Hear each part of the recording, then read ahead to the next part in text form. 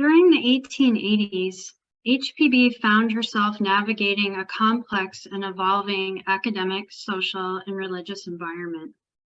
This period was characterized by significant scientific discoveries, cultural trends, and philosophical movements. What was the academic environment of the 1880s like? The 1880s marked a period of intellectual upheaval. It was a time when many scientific paradigms were shifting. Darwin's theory of evolution, published in the late 1850s, led to ongoing debates and caused a crisis of faith for many. New discoveries in physics, such as thermodynamics and electromagnetism, challenged the mechanistic model of the universe. Other significant scientific discoveries that changed people's worldview were the principles underlying incandescent light discovered by Edison.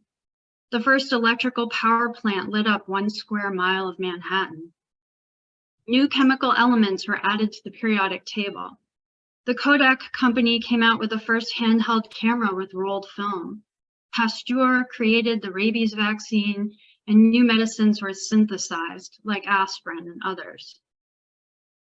During this time, psychology emerged as a distinct field of study, with figures like Freud, who began to explore the human subconscious. He proposed new theories of human behavior, that one's behavior was influenced by the unconscious mind, which stored all the thoughts, memories, and feelings associated with certain events, and that these could be accessed later on.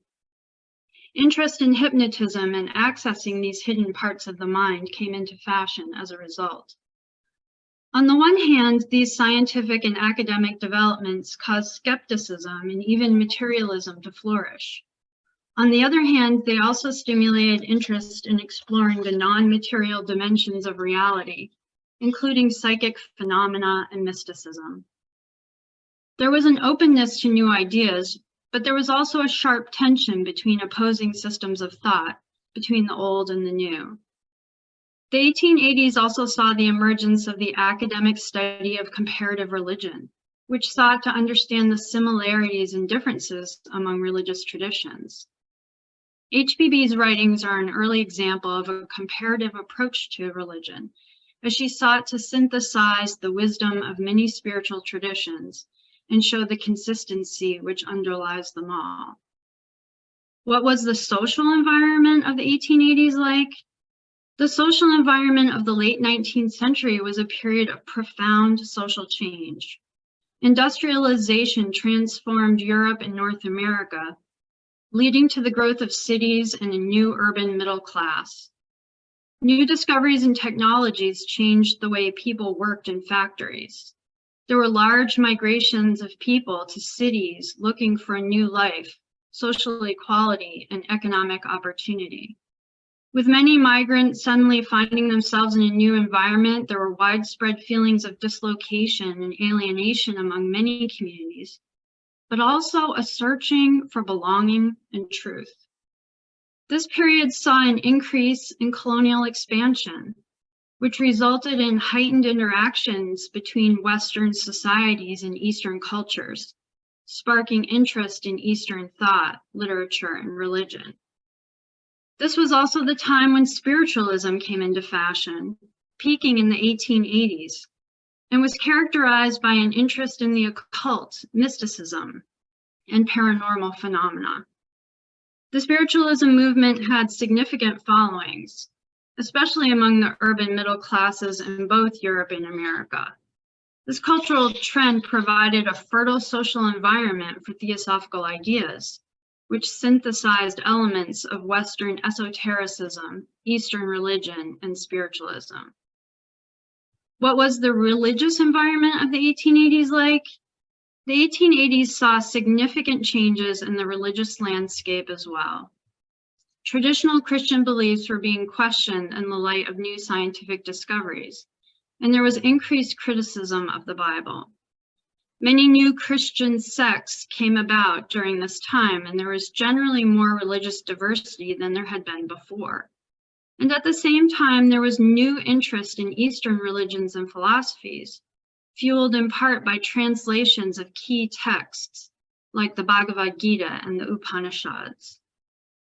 HPB's assertion of an ancient wisdom religion underlying all religion provoked curiosity, controversy, and criticism from both Christian and non-Christian religious authorities. Feeling threatened, some attacked her personally, her character, her motives. They made outrageous claims about her. So often she had to operate in an environment of constant strain. In conclusion, the social, academic, and religious environment of the 1880s provided enormous challenges as well as enormous opportunities for the spread of the modern Theosophical movement. HPB sought to reconcile spiritual truths with scientific discoveries, to provide an alternative to both dogmatic religion and materialistic science. Her work was controversial, attracting acclaim, interest, and criticism. Yet, her work reflected and contributed to the broader cultural and intellectual trends of the day. Thank you.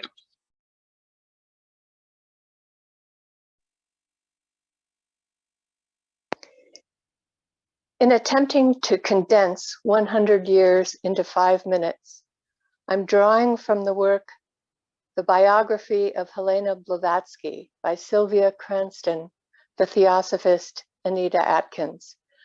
The last chapters of the book give an illuminating view of the influence of Theosophy in the 20th century for those interested. The 20th century was a century of disintegration, war, and destruction, as well as of innovation, reintegration, and reconciliation. Some of those who came in contact directly with HPB's teaching include Gandhi and Nehru, who led the fight to return India to home rule by the practice of ahimsa, or nonviolent resistance based upon universal brotherhood, a form of resistance used later by Martin Luther King in the American Civil Rights Movement. Women too fought for inclusion and recognition in the political and other spheres.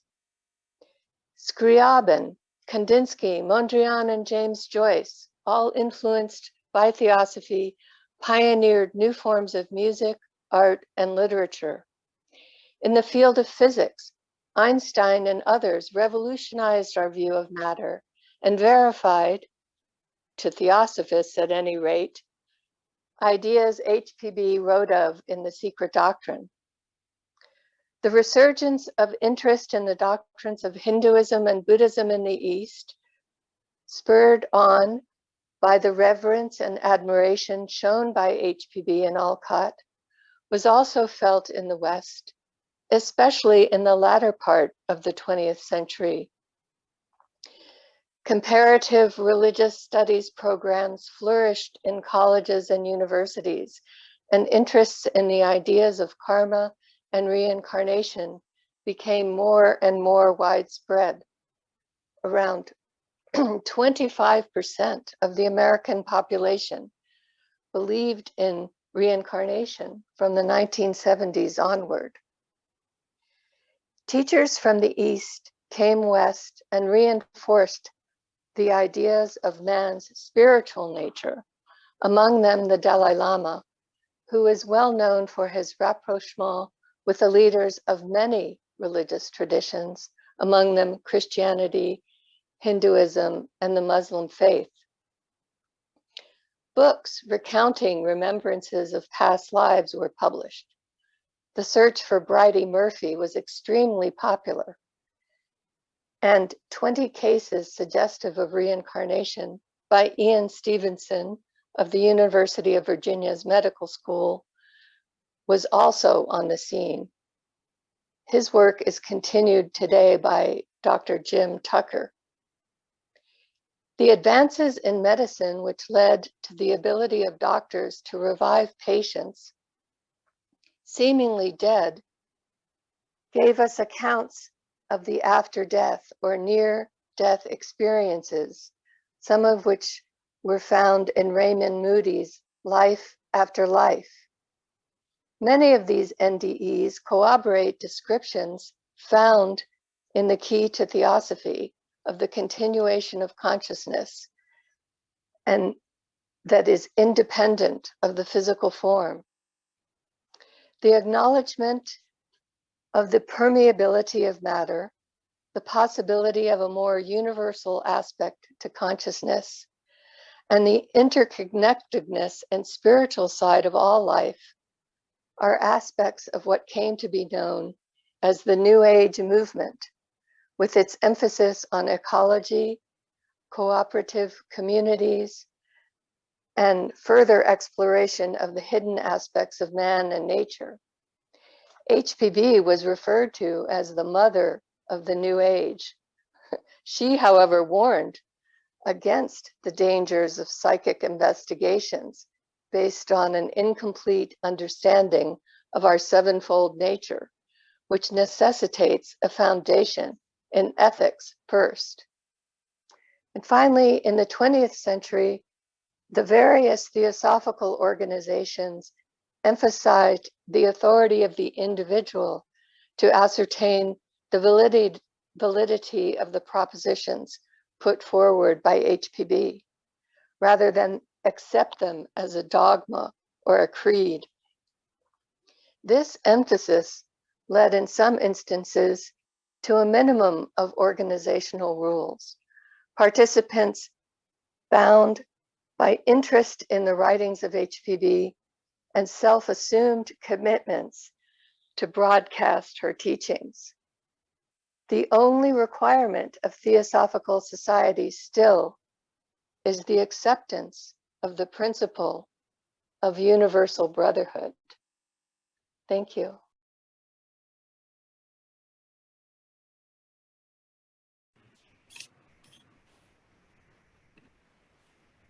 I'd like to begin by reading a portion of the closing section of HPB's book, The Key to Theosophy. This was published in 1889, in which Blavatsky wrote about her hope for the future of the Theosophical Movement through the 20th and into the 21st century. Quote, "The future of the Theosophical Movement will depend almost entirely upon the degree of selflessness, earnestness, devotion, and last but not least, on the amount of knowledge and wisdom possessed by those members on whom it will fall to carry the work. I do not refer to technical knowledge of the esoteric doctrine, though that is most important. I speak rather of the great need of unbiased and clear judgment. Every such attempt has hitherto ended in failure, because sooner or later it has degenerated into a sect, set up hard and fast dogma of its own, and so lost by imperceptible degrees that vitality which living truth alone can impart. But if this danger be averted, then the society will live on into and through the 20th century. It will gradually leaven and permeate the great mass of thinking and intelligent people with its large-minded and noble ideas of religion, duty, and philanthropy. Slowly but surely, it will burst asunder the iron fetters of creeds and dogmas, of social and caste prejudices. It will break down racial and national antipathies and barriers, and will open the way to the practical realization of the brotherhood of all men. Through its teaching, through the philosophy which it has rendered accessible and intelligible to the modern mind — my cat wants to join the conversation — the West will learn to understand and appreciate the East and its true value. Further, the development of the psychic powers and faculties, the premonitory symptoms of which are already visible in America, will proceed healthily and normally.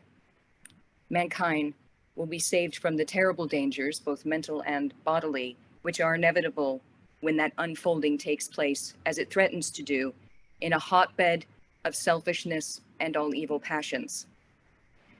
Man's mental and psychic growth will proceed in harmony with his moral improvement, while his material surroundings will reflect the peace and fraternal goodwill which will reign in his mind instead of the discord and strife which is everywhere apparent around us today. If the present effort succeeds better than its predecessors have done, then it will be in existence as an organized, living, and healthy body when the time comes for the effort of the 20th century.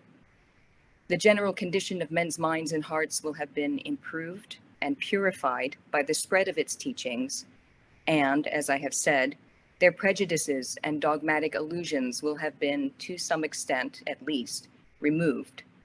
Not only so, but besides a large and accessible literature ready to men's hands, the next impulse will find a numerous and united body of people ready to welcome the new torchbearer of truth. He will find the minds of men prepared for his message, a language ready for him in which to clothe the new truths he brings, an organization awaiting his arrival, which will remove the merely mechanical, material obstacles and difficulties from his path. Think how much one to whom such an opportunity is given could accomplish. Measure it by comparison with what Theosophy actually has achieved without any of these advantages and surrounded by hosts of hindrances which would not hamper the new leader. Consider all this and then tell me whether I am too sanguine when I say that if the Theosophical Society survives and lives true to its mission, to its original impulses through the next 100 years, tell me, I say, if I go too far in asserting that Earth will be a heaven in the 21st century in comparison with what it is now. Well, first of all, HPB would be happy to know that the Theosophical Movement has survived. We are still here. My first reaction to reading this passage was to feel that we've fallen short of meeting this prediction or hope that HPB had for the movement and really for mankind in the 21st century. That brotherhood of humanity, which is meant to be our highest aim. Because today, we are experiencing a pretty powerful resurgence of fundamentalism, dogmatism, racism, sexism, bigotry, intolerance, denial of science, etc., nationalism. Quite a bit of that discord and strife that HPB had hoped would have cleared by now. She uses the word harmony. I once heard harmony defined by a student at the lodge as unity in diversity. But the world seems today to be in more disharmony now than it was just 15 or 20 years ago. However, on closer examination, much of the vision that Blavatsky lays out, or rather her hope for her 20th and 21st century, humanity has already made significant strides in. Referring back to the passage I just read, some of what HPB hoped to see was a bursting asunder the iron fetters of creeds and dogmas, of social and caste prejudices, the breakdown of racial and national antipathies and barriers, the West learning to appreciate Eastern traditions, dogmatic illusions being to some extent removed, thus opening the way to the practical realization of the brotherhood of all men. This progress can be seen, of course, as mentioned before, in the civil rights movement of the 20th century. In some ways, in the New Age movement, for which Blavatsky has often been credited as paving the way for. In the growing interfaith movement, which I first learned about when ULT attended the Parliament of World Religions in 2015. If you don't know what interfaith is, interfaith groups are comprised of different religious leaders coming together in dialogue and cooperation to increase acceptance and work together on issues like human rights and social work. The interfaith movement traces its origins back to the first Parliament of World Religions in 1893, which the Theosophical Society was not only present at, but I understand helped to organize. In the 21st century, statistically, more and more people are describing themselves as spiritual, but not religious. Religious attendance is at an all-time low and continuing to fall. Fewer and fewer people are religiously affiliated. They claim no particular group. In the United States today, 55% of Americans believe in karma, 27% believe in reincarnation, 2/3 believe that everything is interconnected, 26% meditate, 47% believe that spirituality and science are not mutually exclusive. These changes are most prevalent in the people of my generation or younger. under age 35. I believe that it's precisely the fact of this progress, this breaking down of societal and racial barriers, of dogmas, inclusivity, incorporation of Eastern traditions, the disillusionment with organized religion. It's changes like these which have produced the backlash of extremism that we are facing today. A desperate reaction by those who would cling to the past, their dogmas, their prejudices, often their supremacy. When HPV founded the Theosophical Society in 1875, it opened its doors with a revolutionary first objective: to form a nucleus of universal brotherhood of humanity without distinction of race, creed, sex, caste, or condition. 148 years later, it shouldn't still need to be said, but it is. That is today still a progressive position, one that needs to be explicitly stated in our current climate more than ever. But we should not mistake this for lack of progress or be discouraged by it. On the contrary, the majority of people do not want to go backward. Humanity is, on the whole, despite the intense resistance of some, moving in the direction of unity and rejecting dogmatism. What it means, in fact, is that the Theosophical Movement, as laid out by HPB, remains as relevant and as needed today as it ever was. The movement also finds itself now at a technological turning point, which has made the dissemination of its philosophy more accessible than ever before. Technology has now made it possible for this generation, those theosophists unawares, as I have heard them called, to discover these texts and the movement online, and to join in these discussions in a way that Blavatsky could never have imagined. And this is strangely thanks to the pandemic, which forced the movement onto Zoom by necessity. There are currently 56 people attending this White Lotus Day program, which is more students of Theosophy than I have ever seen gathered or personally met in the 10 years since I first walked into the lodge. And I find that very encouraging. The nucleus can include more students now than it ever could before, regardless of their geographic location. The lodge is now global. The ideas brought forth through HBB to the West 148 years ago are not today as foreign to the general population as they were in her time, in no small part thanks to the efforts of the Theosophical Movement. Access to these texts and exposure to these teachings is not exclusive to Theosophy in the West.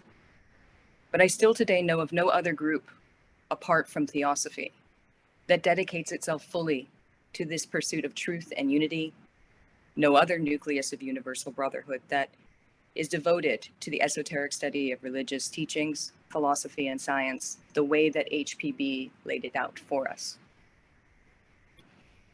We may not yet be where she hoped we would be by now, but the good news is it's still early in the 21st century, so we do have about 75 years left of it to perhaps achieve the vision that Blavatsky laid out in her Key to Theosophy.